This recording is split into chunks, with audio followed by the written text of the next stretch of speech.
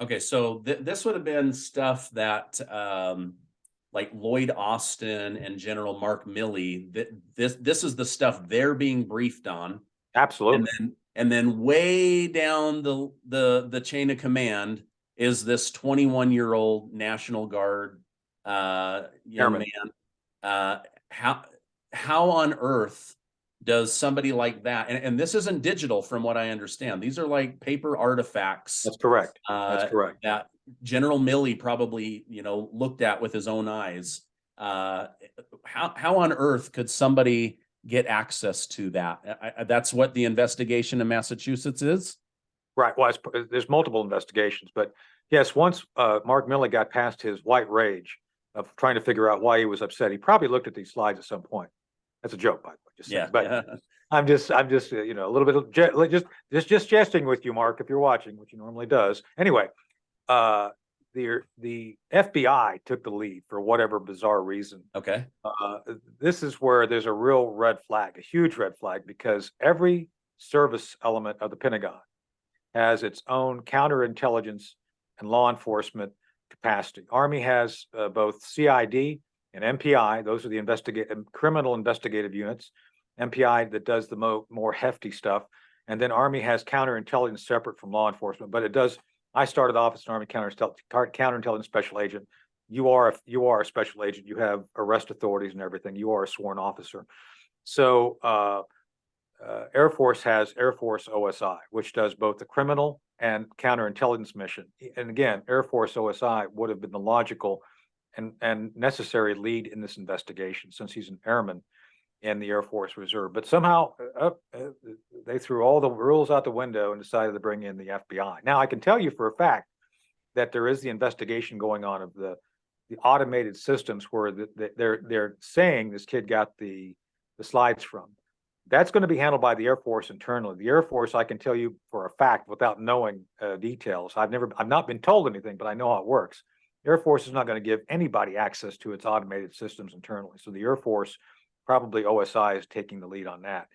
But overall, there's probably three investigations ongoing right now. The FBI one regarding the sharing of information, the Air Force OSI one looking at automated systems, how things are transferred, and then a third one probably having to do with the individual's security clearance, how he got his clearance, what vetting he went through, and things like that. And that would be handled probably by Defense Security Service, by someone at the clearance level, because I suspect his clearance has been suspended, just saying, and that they're going through a number of issues right now trying to figure out how this kid was able to do what he did. And by the way, let me remind everybody here that while this is important, it ain't the critical factor. The critical factor here, in my judgment, is those slides, which have been confirmed as authentic by the Pentagon and the White House, show that the senior Pentagon officials and the White House officials lied to the American public. And we have to focus on that as a key issue Okay.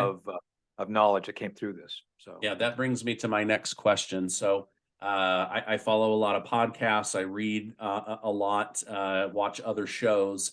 It's been insinuated by other top retired military people that perhaps General Milley or the White House could have leaked this information through a patsy in order to secure more money for the Ukraine-Russia war, or to start laying down the off-ramp to get out of this war without making Biden look bad. Have you heard anything like that? well, both could be true, by the way. They aren't mutually exclusive. And yes, I think Okay. it's very clear at this point, Stephen, that those slides, there's just no logical, like, we started A with the chairman of the Joint Chiefs, and we're down here at Z somehow without understanding how we got to Z. There's the void between this kid and where these slides started out at. So you got to, like, who benefits? Who benefits here? Well, the administration benefits by the fact that they can put the FBI in to investigate and control that. I think that's why the FBI is in charge. They're going to control the outcome of the investigation. They're not trying to. It's not a truth seeking. It's a narrative forming investigation. That's what's going on. So then, if that's the case, which I do believe, if you use that as the premise, which I'm going from, what are they doing? And they're trying to do one of two things: saying yes, oh my goodness, we had to lie to you because, the truth was really bad, but we need more money. Or the other thing is we need more money and we need to look for a way out, because both can be true in Washington. You can be looking for a door out and still want more money. As a matter of Yeah. fact, they always want more money, Stephen. Yeah. I'm just telling you, that's the way it works. So the benefit, the folks who benefit the most from this, not necessarily, not even the Russians. The Russians don't benefit from this. The Russians probably knew at least 90% of what's in there. It was top secret because of where it was briefed and who it was briefed to. And remember, you and I talked about this before all this hit. We've been talking commonly about the fact that the Russians are winning, the Ukrainians are not. Weapon systems are being depleted. There's probably boots on the ground. All these things have been talked about. So there's no real loss of intel here. It's more about now the public has got confirmation of what we've been saying. So again, that helps circle the square with the administrations. Like, yeah, it's bad. But that it gives them the off ramp then if they choose to take it, or ask for more money if they choose to take it. So I think there's pretty ample evidence that there was a narrative here being formed more than an accidental leak at this point. Yeah. I mean, my show can reach 500,000 to a couple million people. That's a drop in the bucket. But when this stuff leaks and ABC News, CBS, MSNBC, Fox News, they start pumping this out, that's when I can see the White House really panicking. Now, could this be, I mean, these documents are too old to be from Mar-a-Lago or Joe Biden's garage. They're maybe back to like January, but is there any chance that this is like a Clinton situation where somebody stuffed these down their pants or in a sock and got them out of that room and then absolutely leaked the paper artifact? If you look at the artifacts, Stephen, they look like they've been folded. So yeah, again, that's why there's this huge void here. It's like, how did this kid wind up with hard copies? Remember, one of the lessons from the Manning, when Private Manning leaked all the stuff to WikiLeaks, there was indications that they had turned off on the ports of computers those things which are supposed to monitor printing or transfer of large amounts, large caches of data. So basically, within the government computer systems, especially the closed systems, there's monitoring software which always records or alerts people if data is being moved, if big data, a briefing slide being moved somewhere it's not supposed to. Somehow that didn't happen. There was no alerts because they fixed it after Bradley Manning. So if that didn't happen on an automated system, which I don't think it did, we don't know this yet because nobody's talking, the Air Force is investigating, that means somehow a hard copies had to be gotten of these documents and moved out of the Pentagon or some other secure facility. That's where the mystery is. And that's where we have to look because, again, it looks like the kid took these things, took photographs of hard copies. I want to know where the hard copies are right now, for example. Have they found the hard copies? That's an important thing to ask and answer. Nobody seems to be concerned about that. So again, I think it's more about now controlling the narrative than trying to present the public with accurate information about what happened. Okay. You know, one of the things that's been just a little bit redeeming for me is, I cover this stuff and I've been called a Putin sympathizer, a Ukraine hater. It's like, I don't have a dog in this fight. It breaks my heart to see all the human carnage. But one of the things that my guests have said, like Scott Ritter, like Colonel Douglas McGregor, yourself, is that Ukraine is being hit at a rate significantly higher than Russia. And the mainstream media has been flipping that. And now these documents show that there's about 7 Ukrainian deaths for every 1 Russian. Right. And so do you believe that that is accurate information? Or do you think that they are leaking out what they want the public to see? Well, both sides are engaged in this. So, I mean, look, I can go on my Twitter feed and I know for a fact that the Russians monitor it. I know the Ukrainians monitor it. It's really ironic you say that the Ukrainian bots and trolls are way more active and aggressive than the Russian ones. The Russian ones are very passive right now. They're just watching. But Ukraine, to your point, it's like anybody who says anything critical about Ukraine, oh, you're a Russian sympathizer, like, you're a knucklehead. As I've said before, Stephen, for the record, I would no more take a side if a yeast infection was fighting fungus. That's why it's like I'm not involved. I don't want to be involved. And that's why I look at Ukraine and Russia. It's not our issue. With that said, to not practically understand what's going on is a disservice to our country. As an intelligence officer, it's like, look, my job is to understand. You may not like what I'm going to say, but this is my interpretation of facts. And if you don't like the facts, you're welcome to challenge the facts, but I don't think you're going to get very far.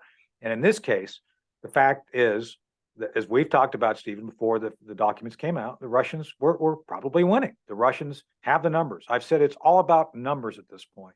It has nothing, no emotion.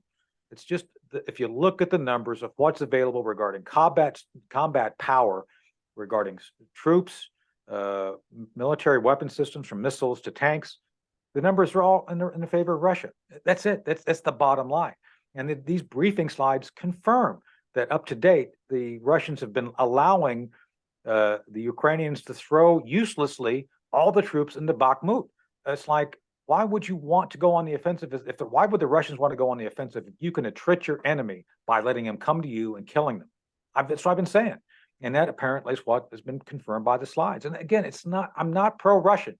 I'm simply reporting to your audience and to other folks I talk to. It's like, this is what's going on. I don't care if you like it or not. That's what's going on. So yeah, absolutely.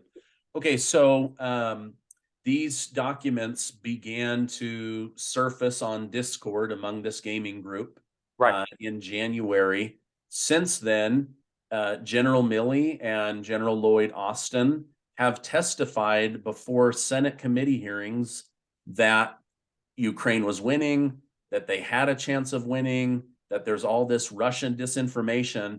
Now they have all this egg on their face. Everything they said is the opposite of what they've been reading in these private meetings or skiffs.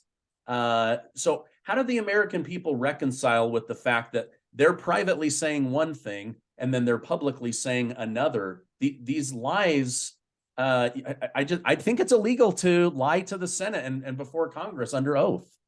So yes, to answer your question, kind of the bottom line up front, yeah. So to me, in my judgment, based on my experience, both gentlemen, both Secretary Austin, General Austin, and General Milley have made what I would term false official statements. That is to say, if they were not under oath, which I think they were, if they're just making a statement in their official position, which they know is a lie, it's a false official statement. That is prosecutable under the UCMJ, by the way. They have, it's not that hard to prove. Either you said something false or you didn't, and in this case, it's pretty easy to prove. Secondly, it is a felony. It is a perjury to lie to Congress, and that is something different. And but they don't think there's going to be any consequences because Jim Clapper did it multiple times, at least twice by my count. You've had Obama officials come in and sit down and lie. Stephen, I've been in a room where a senior executive service guy, we'll just call him Bill H. We won't give any names specifically here, where he directed members of his staff who are going to go testify to lie, directly lie. It's like, just don't tell them the truth. So the DIA guy, by the way, just if you're listening, Bill, these things happen all the time and there's no consequences because nobody seems to care. So they lied about Iraq. They lied about Afghanistan, especially Afghanistan. We're just having hearings today on some of this stuff. I know for a fact my friend Danny Davis came out. Lieutenant Colonel Davis was another whistleblower and came, and I was part of his whistleblowing. I was in the rooms trying to help him get through, navigate that. He flat out said that all the progress in Afghanistan, this is 10 years ago, all the progress in Afghanistan that was being reported to Congress was a complete sham. It was, as if we didn't need the evidence of the complete collapse to go along with what he said. And yet he was the enemy. Oh, no. We can't have these people coming and telling the truth. You have to go with the lie. And senior officers at this point are politicians in uniform. Anybody who wears the uniform and who's a four-star, with very few exceptions, are dedicated to the narrative that's put forth by the political leadership of the nation, rather than being true to their oath of office and the Constitution. And that's what I saw with Milley and Austin. So they're loyal to the office versus the Constitution. They're loyal to the political party who's in office rather than the Constitution, which I find very dangerous. So, but remember, for your audience, remember, I was a whistleblower against the Bush 43 White House, and I'm a Republican, just saying. Okay. Okay. Interesting. Thank you for sharing that.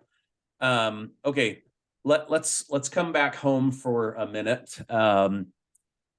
There's a lot of people concerned about the millions of people pouring in to our country, some through the northern border, mostly through the southern border. Mhm. Just this week, under oath, Alejandro Mayorkas of the Department of Homeland Security said, no concern about the number coming in and no concern about terrorists or dangerous people. This has to be a complete lie, because even I, as a public person with no background, have read the reports of how many gang members they are capturing, repeat offenders, terrorists, people coming up from the military and other countries that hate the United States. Is this a flat out lie from Mayorkas? From my experience, absolutely. So, as your audience may or may not remember, I am still a member of law enforcement in the state of Virginia. I actually am the Homeland Security Advisor to Sheriff Dave Decatur in Stafford County, Virginia. That's a county just south of Quantico.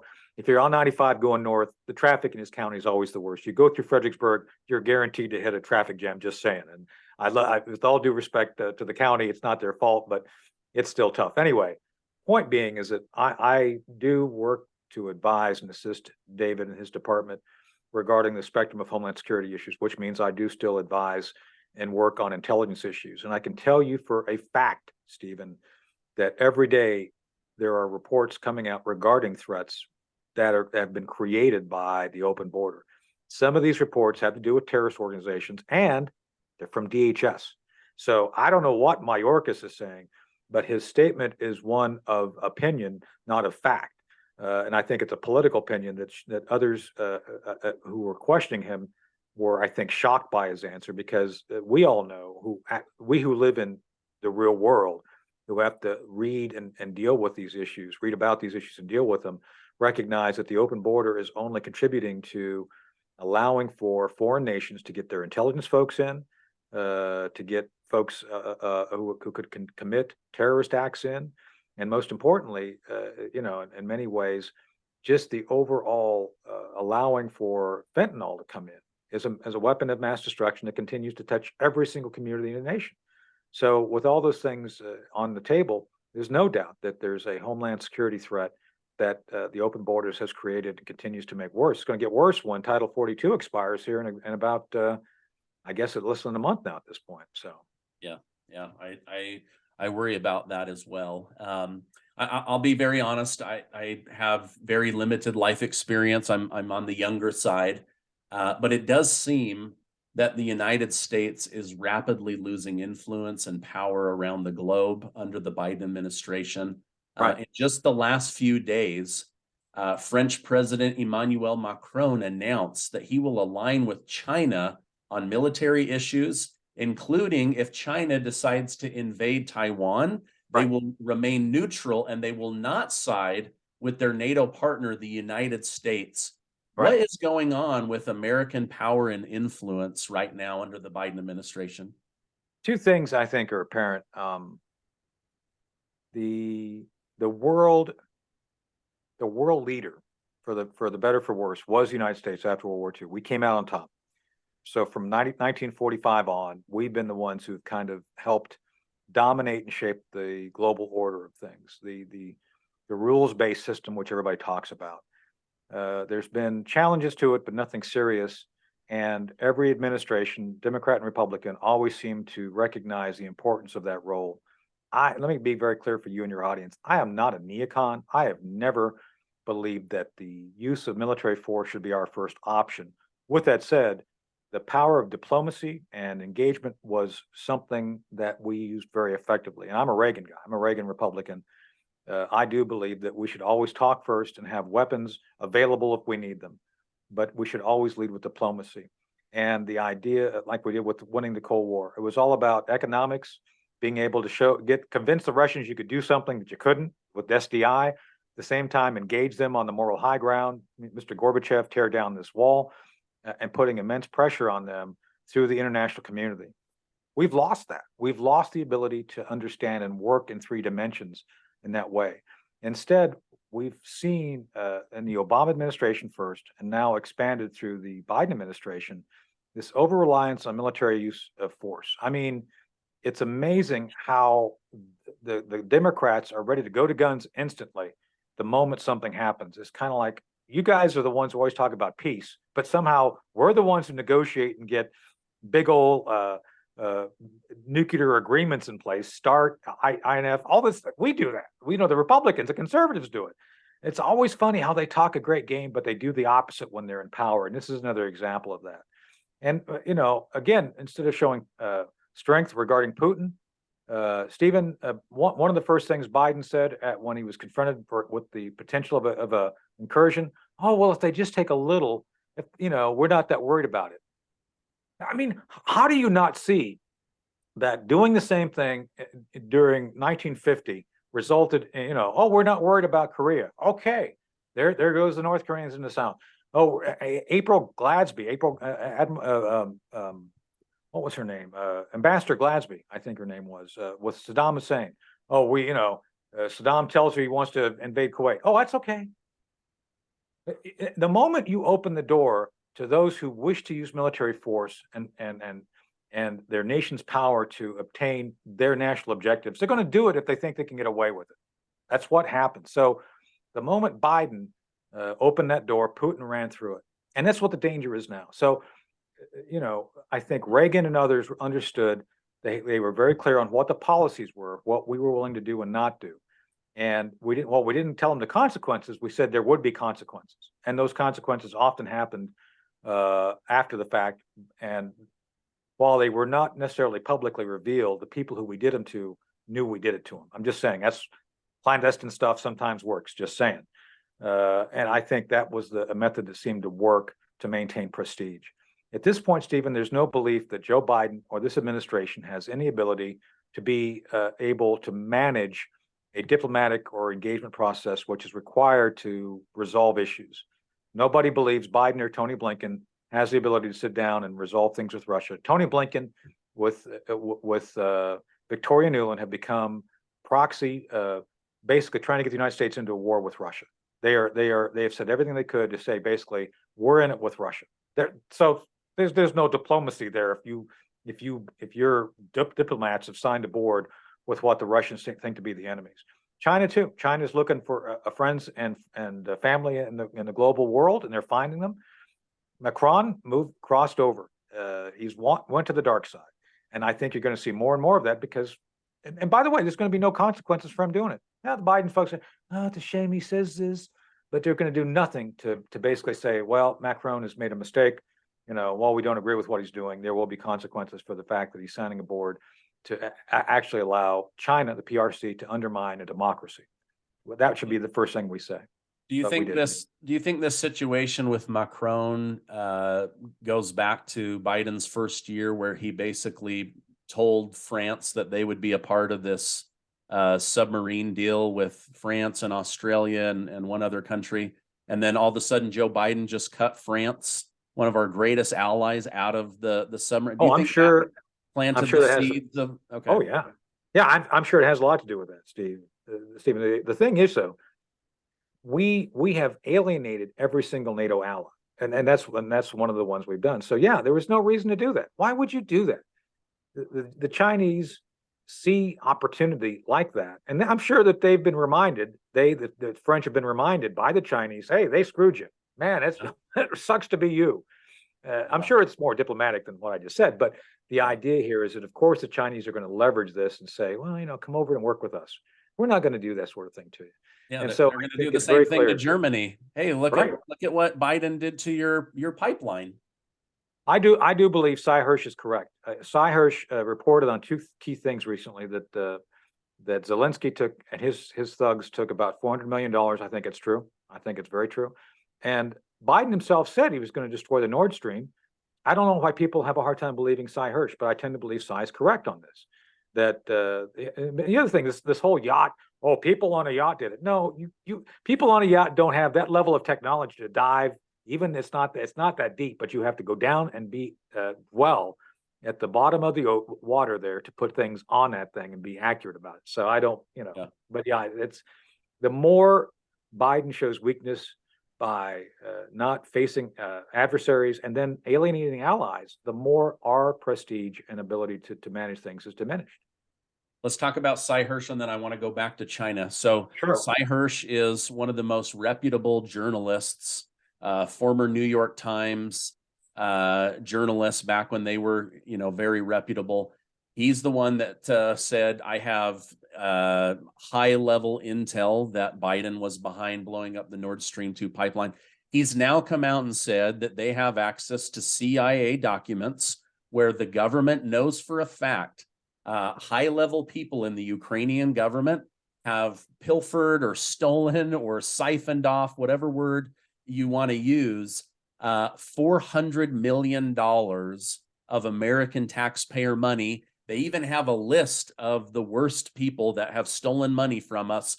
And President Zelenskyy and his family are on that list. Right. And yet we continue to hold him up as this Winston Churchill hero of this war. It appears he is stealing money from the American people. He is. And let me again remind your audience that before 1991, Ukraine was part of the Soviet Union. The Ukrainian leaders are cut from the same cloth, literally, as the Soviet Union. They took a big bolt of Soviet cloth and they cut it into pieces. And some of those went to Russia, some of those went to Ukraine. It's all the same. They're oligarchs, they're all corrupt. And by the way, Stephen, as you recall, before 2014, everybody recognized how corrupt Ukraine was. Somehow things changed when we helped do a color revolution. Oh, it's okay now. But nothing has changed. So the fact that Zelenskyy and his folks took the bribe, just like Putin's folks did. Putin, one of the reasons the Russians failed so miserably last year in the invasion, because of bribery, because of graft, because of all these things that undermined the military in Russia from being effective, because of all the cronyism. Same thing in Ukraine. So I get really fed up when to your point, that we're trying to lionize Zelenskyy. No, they're all thugs. They're all they're all supported by oligarchs. They're literally two sides of the same coin. So I don't see why anybody should be surprised by this, but I'm surprised that there's not more of a response to say, shut it off. This is nonsense. It's not our job to enrich them. This is not the only enrichment. We've actually put money in the budget, Stephen, for us to pay their civil service in Ukraine. Are you kidding me? We've got people here struggling with the economy. All these things that could be used here domestically to help real people, U.S. citizens with these sorts of things. And it's being diverted over to these corrupt oligarchs on the Ukrainian side. So I just hope people will wake up and recognize Zelenskyy is no different than Putin. He just has a different color flag on his lapel. Yeah. Okay. Last topic, and then I'll let you go. I know how busy you are. So going back to China and the threat that they're making, it's not militarily, but it's financially and also this diplomacy. They Right. are getting really good at diplomacy, right? The United States doesn't want anything to do with communicating with Russia or brokering a peace deal. So now China's stepping in saying, we want peace, right? Then we find out last week that Saudi Arabia and Iran, mortal enemies against each other and the United States, except for the petrodollar and all the money that we give them, they're using China to broker peace between them. And then last night, top government officials in Israel said, we have been shunned by the United States and President Joseph Robinette Biden, and we will turn to China to help broker peace between Israel and Iran. Is China going to just continue to do more diplomacy than the United States and win friends? It's like they finally opened the book, how to win friends and influence people, and now they're kicking our butt when it comes to diplomacy around the globe. So they've been using, the Chinese PRC have been using something called soft power for a while. It was kind of ham-handed. It was kind of like they would go into third world nations, African nations, offer to build infrastructure and buy politicians. It worked pretty well. People, want money, and that they've refined that model significantly at the global level now, and it's much more effective. They've been able to compromise, I would argue, Biden. Biden is compromised by them via Hunter, and most importantly, to your point, the progressive left doesn't like religion to begin with. They don't like the Israelis. They don't believe that the Israelis are the chosen people. I'm not here to judge that. I'm just saying what appears to me to be the policy. The policy is of the left to hate all religion, to just hate, so, and they hate democracy, and they don't like the Israelis. So the Israelis have figured it out. It's like, yeah, they're not going to help us. They're not, all the things that Trump did to help them, moving the capital, moving the embassy to the capital in Jerusalem, all these things that Trump did to support and enhance that, the Abraham Accords. We gave the basic idea, Stephen, to Mike Flynn to give to Trump in 2016 regarding the Abraham Accords. We basically proposed an Arab NATO that would have both a military and civilian proponent, and they took that and ran with it. They expanded it. It worked pretty darn good. Well, that's all gone, and the Democrats, progressives don't want to deal with it. So nature abhors a vacuum. Nature abhors a vacuum, and that vacuum exists until China stepped in to fill it. Those nations don't necessarily want a war. They don't want to be at war. I think both sides in the Saudi Iran tension want to have an off ramp. Well, the Chinese come in and offer them off ramp. The Israelis want to be engaged and don't want to be attacked by Middle Eastern countries. Well, if the United States can't come in and help that, the Chinese will. Russia's been engaged heavily with Egypt. They've been selling Egypt weapons because we wouldn't do it because Egypt. Al-Sisi, who's, by the way, an Army War College graduate, geez, we don't like the fact that he came to power because he stopped the Muslim Brotherhood guy. Well, he did the right thing. But anyway, so the compounding of bad decisions has resulted in the United States being marginalized and the Chinese stepping into the limelight. And the only thing the Chinese have to do is not blow it. They don't have to be great at it. They just have to just be good enough and not blow it. And that's what they're doing right now. So, right. Colonel Tony Shaffer, thank you so much for being on today's show. If people want to learn more about you and your radio program, where can they learn more? So we are on the America Out Loud Talk Radio Network and their podcast. The show's called The Hard Truth. You can also get copies or the actual broadcast of the show and the video that goes with it on our projectsentinel.net website. Project Sentinel is the organization, one of the two organizations I run, as well as londoncenter.org, which is the policy think tank which I run, which is based in Manhattan. So they can check out what we're doing on the full spectrum of policy issues. So, Stephen, I always appreciate the time and opportunity to speak to your audience, and I appreciate the comprehensive nature of your questions because it allows me to explain things in more detail. So, thanks for having me again here on your show. Oh, thank you so much, and we will have you on again. I want to talk a little bit more about climate change. Oh, great. Marxism, and a few other topics, but we'll do that on another day. Thank you again for being on our show. Thank you.